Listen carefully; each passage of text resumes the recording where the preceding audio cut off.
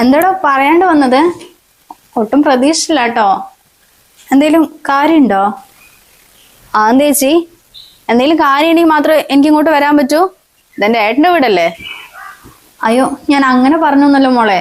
നീ വരുന്ന അറിഞ്ഞതാണെങ്കിലേ ഏട്ടൻ കുറച്ചുകൂടി നിൽക്കുകയായിരുന്നു. ഇത്രയും ദിവസം കടയിൽ വലിയ കച്ചവടമൊന്നും ഉണ്ടായിരുന്നില്ല. ഇപ്പൊ എന്തോ അത്യാവശ്യമായിട്ടിതാ ഇറങ്ങിയുള്ളൂ. അത് സാരമില്ല, എന്ത് തിരക്കാണെങ്കിലും ഏട്ടനിവിടെ എത്തിക്കോളും. ഞാൻ വിളിച്ചിട്ടുണ്ട്. എന്തായാലും നീ വാ, ഞാൻ കഴിക്കാൻ എന്തെങ്കിലും എടുത്ത് വെക്കാം. കഴിക്കാനൊന്നും വേണ്ട ചേച്ചി, ഞാൻ കഴിച്ചിട്ടാ ഇറങ്ങിയത്. എനിക്ക് ഏട്ടടുത്ത് ഒരു കാര്യം പറയാണ്ട്, അത് പറഞ്ഞിട്ട് ഞാനങ്ങ് പോവും.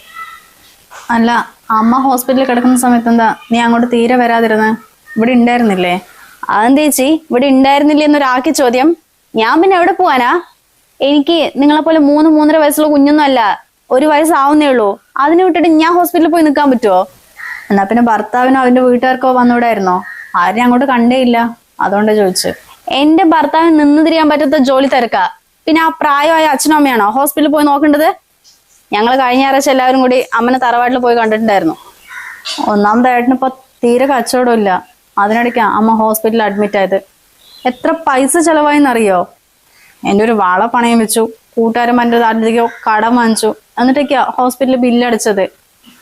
ആരെങ്കിലും ഒരാള് സഹായിക്കാനുണ്ടായിരുന്നെങ്കിൽ ഏട്ടന് ഇത്ര ബുദ്ധിമുട്ടില്ലായിരുന്നു. അപ്പൊ ഞാനൊന്നും തന്നില്ല എന്നല്ലേ ചേച്ചി പറഞ്ഞു വന്നത്? ഇത്രയും വലിയ വീടുണ്ടായിട്ട് എന്തിനാ ചേച്ചി ഇങ്ങനെ ദാരിദ്ര്യം പറഞ്ഞ് നടക്കുന്നത്? കച്ചവടം ഇല്ല അത്രേ. വെറുതെ അല്ല ഞാൻ ഈ വഴിക്കൊന്നും വരാത്തത്.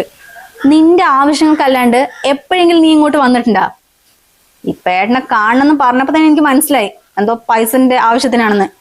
അതുകൊണ്ട് തന്നെയാ മുൻകൂറായിട്ട് പറഞ്ഞത് ഏട്ടൻ ടൈറ്റിലാണെന്ന്. നിങ്ങളുടെ കല്യാണം കഴിഞ്ഞിട്ട് 3-4 വർഷമല്ലേ ആയിട്ടുള്ളൂ. ഞങ്ങൾ 10-20 കൊല്ലം ഒരുമിച്ച് താമസിച്ചവരാ. അതുകൊണ്ട് എന്റെ ഏട്ടനെ കുറിച്ച് ചേച്ചി അധികം പറഞ്ഞേണ്ട ആവശ്യമില്ല. 20 വർഷം കൂടി ഇരുന്നു കൊണ്ട് കാര്യമില്ല. അതുവരെ എങ്ങനെ കഴിഞ്ഞു, നിന്റെ കല്യാണം എങ്ങനെ നടത്തി, ബാക്കി കാര്യങ്ങളൊക്കെ എങ്ങനെ നടന്നു എന്ന് നീ എപ്പോഴെങ്കിലും അന്വേഷിച്ചിട്ടുണ്ടോ? പക്ഷെ അതുപോലെ എനിക്ക് പറ്റില്ല മോളെ. സ്വന്തം ഭർത്താവ് ഇങ്ങനെ കിടന്ന് കഷ്ടപ്പെടുന്ന കാണുന്നേ ഏത് ഭാര്യയും സഹിക്കില്ല. ഇപ്പൊ തന്നെ കല്യാണം കഴിഞ്ഞിട്ട് നീ എത്ര തവണ പൈസക്കായിട്ട് ഇങ്ങോട്ട് വന്നോ? ഭർത്താവിന്റെ ബിസിനസ് നോക്കണം, എനിക്ക് സ്ഥലം വാങ്ങിക്കണം എന്നൊക്കെ പറഞ്ഞിട്ട് ആ പൈസയൊക്കെ ഏട്ടൻ എങ്ങനെ നിനക്ക് എടുത്ത് തന്നെന്നറിയോ? അല്ല, എന്റെ എത്ര പവൻ സ്വർണ്ണം പണയം വെച്ചിട്ട് നിനക്ക് അത് തന്നെന്നറിയോ?